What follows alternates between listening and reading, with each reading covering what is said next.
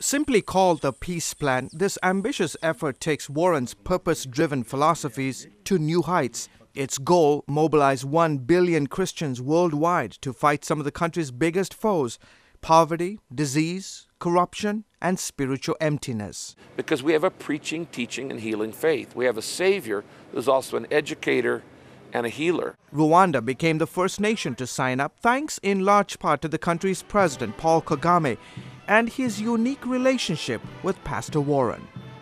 We didn't choose Rwanda, they chose us. How are you? Thank you. Good to see you. President Paul Kagame read Purpose Driven Life, wrote me a letter, said, I'm a man of purpose, and I invite you to come help us rebuild our nation. Rebuild from a genocide that killed nearly 1 million people, most of them as they sought refuge in their churches.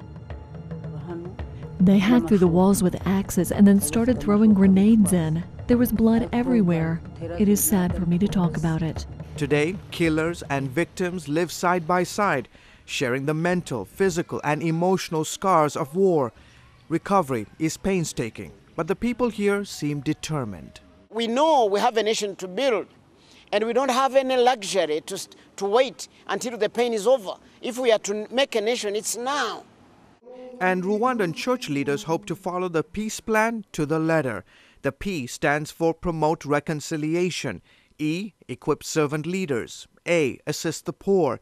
C, care for the sick. And the E is for educating the next generation. I'm the C, caring for the sick.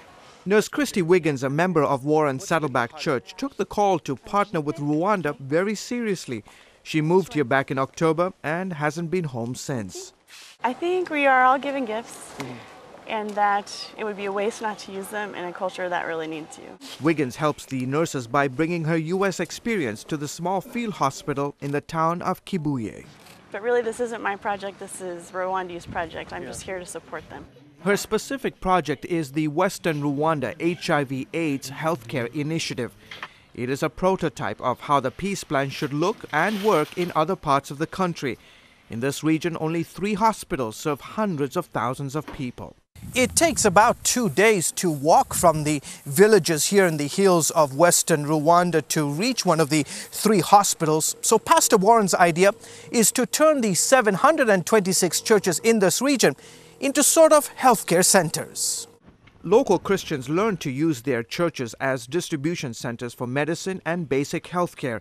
But the peace plan encompasses more than just medical projects. Short-term teams from the United States help train Rwandans in various business and development projects. Who does the training? Well, everyday Christians who have expertise to share, like businesswoman Marianne Phillips, who's teaching women to manage small businesses and earn a sustainable income for their families. There's people on our team from all walks of life. God does the work of matching the task to talent. We just show up. It's all about joining churches from the West with churches in other countries. About 1,000 Saddleback members have become short-term missionaries to churches in Rwanda, helping to lay the groundwork for outreach by local believers. This next step involves bringing the country's 3 sectors of society together to work on developing the country. The component of faith and Christianity, government and business. I don't think you can have better complementarity than having these 3 things converging to enable people to realize their higher goals. Success here means this peace model may one day be replicated in other countries. A possible goal is 68 other countries, and Saddleback Church has sent out nearly 8,000 members in small teams around the world. But for now, they are focusing on Rwanda.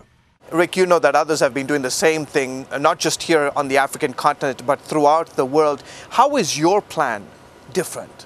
That's a great question. All 5 of the things that we're talking about in the peace plan are being done right now primarily by NGOs, non-government organizations, parachurch organizations. There are those that plant churches, those that promote reconciliation, those that assist the poor, care for the sick. These are all good things, but it's not God's plan A. God's plan A has always been the local church. For 2,000 years, all these things were done by local churches.